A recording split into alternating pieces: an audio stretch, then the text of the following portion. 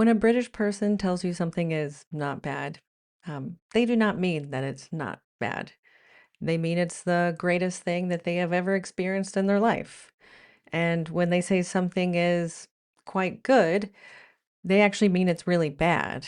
Uh, when they say interesting, they mean disaster. When they say with respect, they mean I hold you in contempt and I am about to destroy your day with a single sentence. Now, British people are not actually having the conversation they appear to be having. No, they're having a secret conversation below the surface. And it's in a language made entirely out of pauses, eyebrows, and a lot of the use of the word quite. And Americans, like myself, raised in a country where words mean what they say, and we're out here completely confused, trying to take notes as if this is a board meeting we came in late to and we have no idea what we're talking about. No, this is not just sarcasm, not just British sarcasm. This is much more complicated, I think, than sarcasm. This is a 1,000-year-old communication system. And the reason I have spent many months in this country silently wondering to myself why everyone seems mildly disappointed in me when talking. Are they? Or does that mean they like me? I'm not sure. Anyway, let's get this out of the way immediately. Americans, myself included, think that British sarcasm is a sense of humor. It is absolutely not just a sense of humor.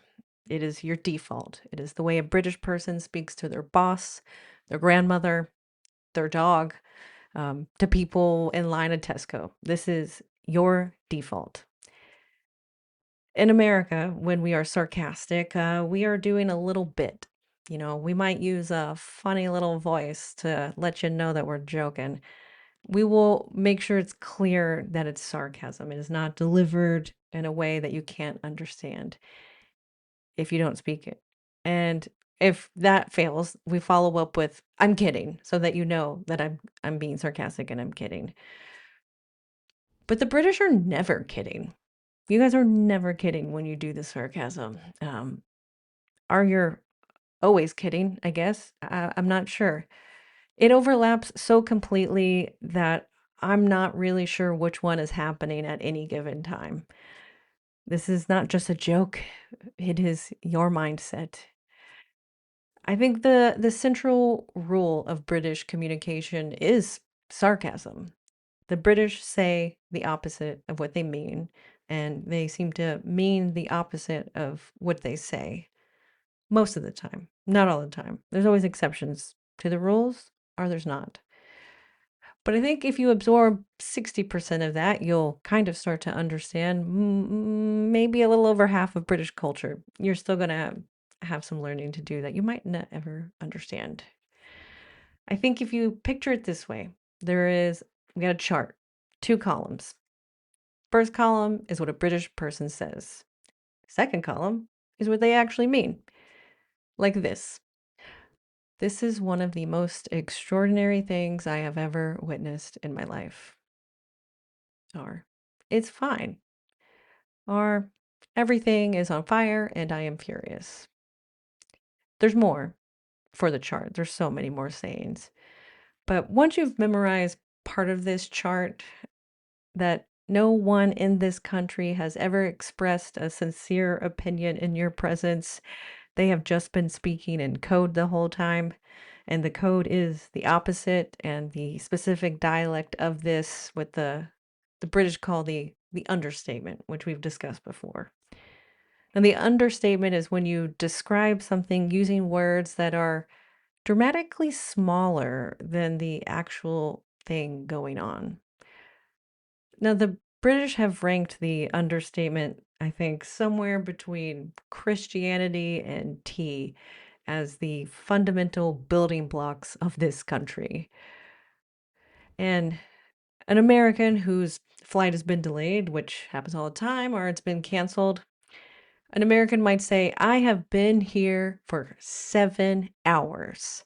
This is unacceptable. I will be contacting corporate. However, a Brit whose flight has been canceled might just say, a bit of a faff. Never mind. An American at the doctor might say, Doctor, I'm in excruciating pain. On a scale of 1 to 10, this is an 11, like Spinal Tap. But please do something. But a Brit at the doctor might say, a bit of a niggle, really. Probably nothing. But the last one, statistically, is probably why there's so many British men dying unnecessarily. They have downgraded their own heart attack to just a niggle and having to be physically forced to a hospital by a wife who herself is downplaying the situation by calling it a slight inconvenience. The British use of a bit is to disguise the magnitude of anything. It's a bit cold, it's a bit of a problem, it's a bit of a long story, and a bit of a long story can mean I am going to sit here and talk to you for 3 hours. And then there's the word quite. I do love this one being used all the time. It, though, is one of the most dangerous words in the English language here, specifically because Americans and Brits use it to mean completely opposite things. In American English, quite good means very good, excellent, awesome. I know you guys get sick of awesome. But in British English, quite good means not very good, a bit disappointing. I expected more from you, frankly. So, an American chef brings a dish to a British dinner party. The host says, it's quite good. The chef hears, wow, she really liked that. But the host means I will not be inviting them back again. I may or may have not done this many times. And this is how I learned a hard lesson. To understand why Americans cannot crack this, you have to understand the American communication system, which is the exact opposite, like the upside down, kind of. Americans just say what they mean. We mean what we say.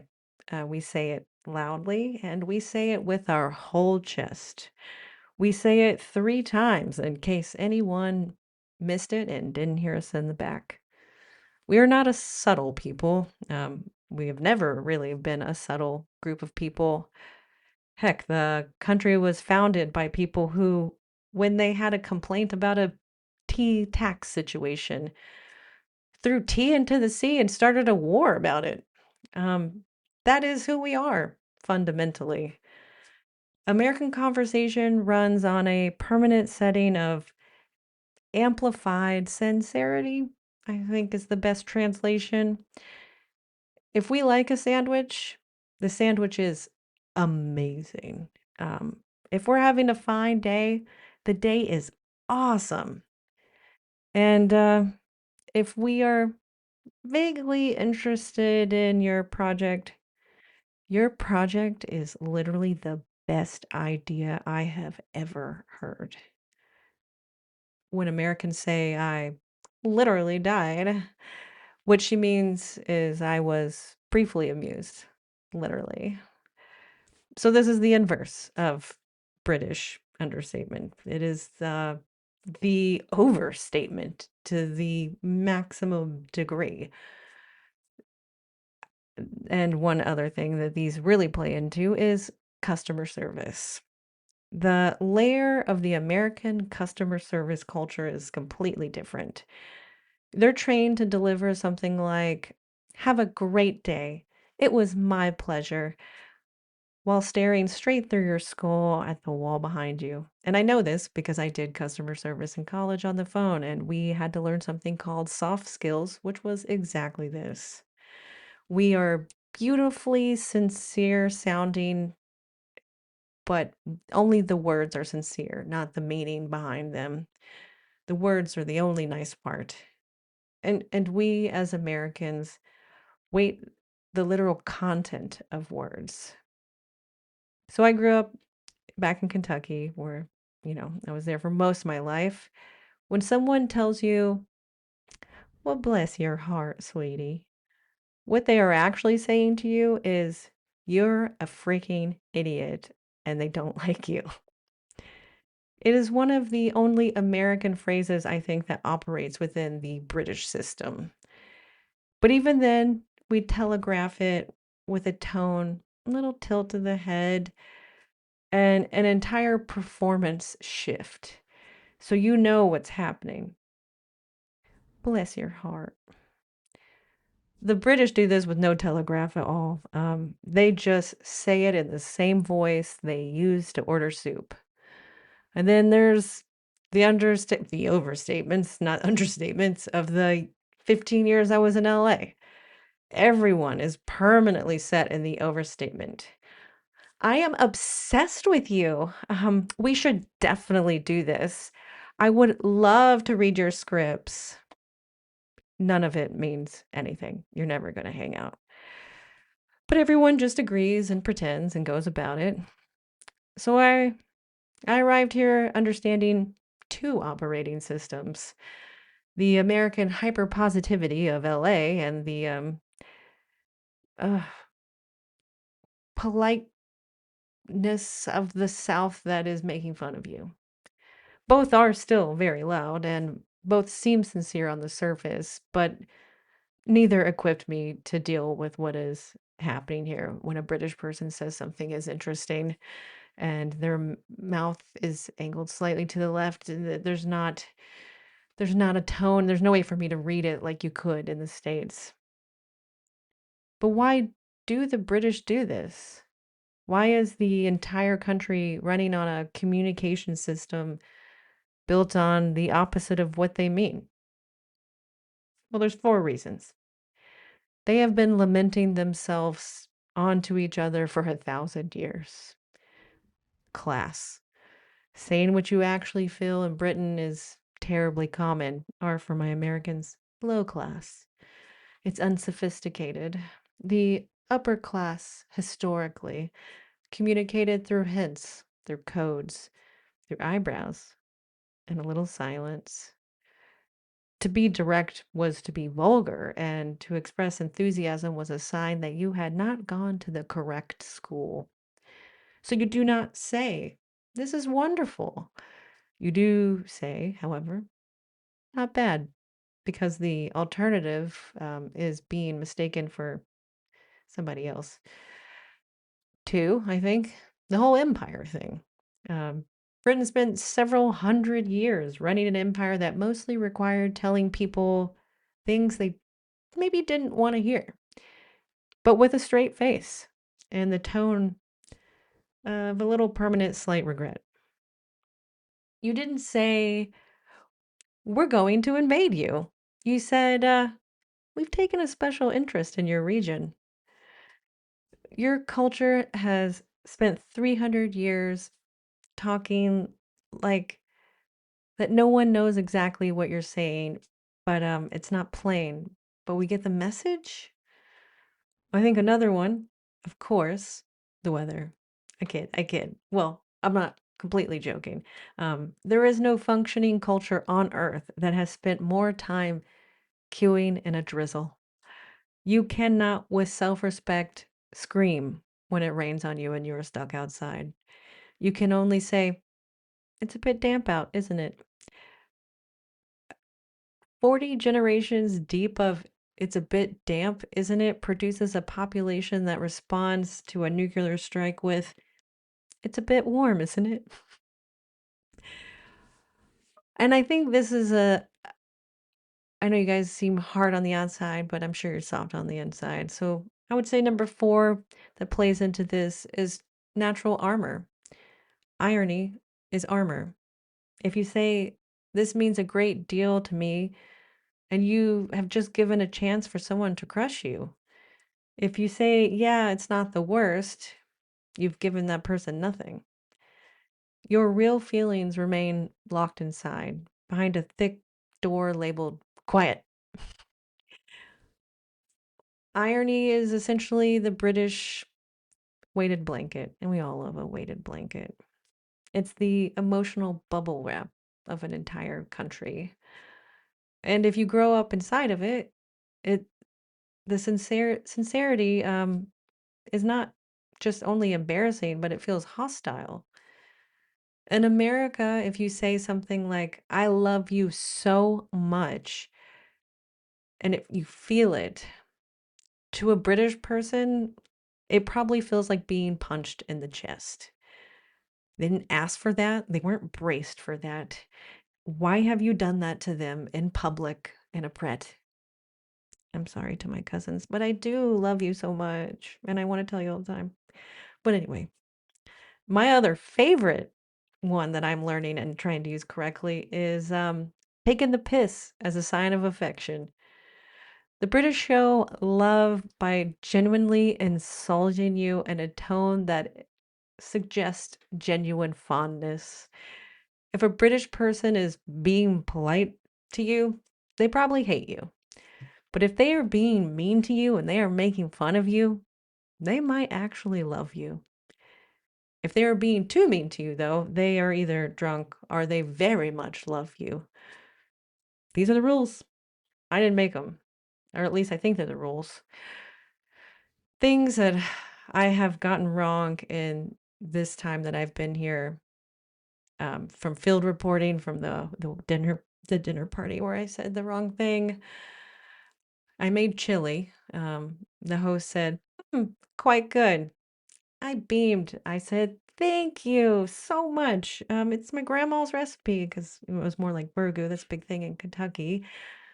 But later, my husband informed me that he heard people in the kitchen saying it was a bit heavy, and I was dragged down in real time. I didn't know it, but now I get it. Another one is emails, work emails, getting with the ending with great respect. I assumed that meant um, they greatly respected me. And then the email went on politely to take apart everything I had said with great respect, of course. It is the British way of saying, you're an absolute idiot. And I am about to demonstrate in these 3 paragraphs a perfectly composed bullet that will take you down and treat the phrase like, we need to talk. Ooh, also the pub. In the pub, um, I probably gave a guy a 45-minute summary of my actual day when he asked about my day. I'm pretty sure the look in his face will haunt me for the rest of my life. And I realized, no, that's not a question he didn't want the answer to. The other one is when you say hello. You don't really want an answer back. It's just like punctuation put out there. It's a rhetorical question, and I have learned that now. I can now deploy, possibly using not bad with the right facial expression and almost convey it with neutral emotion. I once made my British husband laugh by saying, could be worse. That felt like a bit of a triumph. And he's still learning this as well. So, why am I going on about this? Well, because the gap between American directness and British irony is not just about language, it is two completely different theories of how you exist in public. The American theory: tell people how you feel, be loud, be enthusiastic. Optimism is a moral duty, sincerity is its highest virtue. Everything else is just fake. But the British theory: no one wants to hear what you feel. Calibrate your language so that even in maximum emotion, you barely register on the surface. Sincerity is something you do once in a decade in private into a cushion on the couch. Both look beautiful from the inside. Both look kind of unhinged from the outside when you break them down. The American is loud and the Brits think we're insincere because nothing can be sincere when everything is delivered with capital letters and 3 exclamation points. Ugh, so guilty, so guilty. But the Brits are quiet, and Americans in turn think that they might be cold because we cannot detect your emotional ambivalence to things. That's happening just under. The phrase, yeah, it's been a tough one. Neither of us is right. We are just running different software. And the only way to translate that is to learn that not bad actually means amazing. And in fact, they are the same word essentially. Not bad and amazing are the same, but they're just said by two completely different people with different inflections. In two different rooms, separated by an ocean, with approximately 300 years of bad British weather, that has been my attempt to explain a 1,000-year-old communication system in under 20 minutes. Was it a success? Not bad. Could be worse. Bit of an effort. So if you found this even slightly useful, please hit subscribe or don't. Um, Several more videos from me on this theme will be coming, including one where I walk through the British art of saying, we should get coffee, in a tone that means I would rather be set on fire. Until then, I'll see you next time. Probably from the same desk, probably from the same jumper, hopefully with slightly less drizzle out the windows over there. But I'm still learning. Thanks. I'll see you in the next one. Like, subscribe, hype, do all that stuff. And I will try to learn to be sarcastic. Or maybe that was me being sarcastic. If you enjoyed this video, please like and subscribe and leave a comment below. And as always, a special thanks to my members.